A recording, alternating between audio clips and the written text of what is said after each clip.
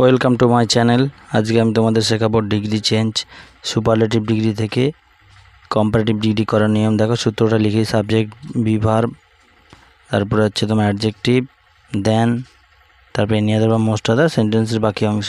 তো কোনটা কী অংশ সেটা আমি লিখে নিয়েছি, এবার আমি উত্তরটা করছি দেখে দেখে। দেখো লিখছি, Ram is better then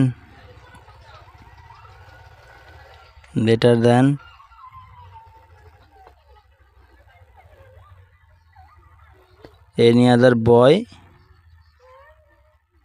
in the class. এখানে রাম ছিল সাবজেক্ট, বেস্ট হচ্ছে adjective, boy in the class সেন্টেন্সের বাকি অংশ।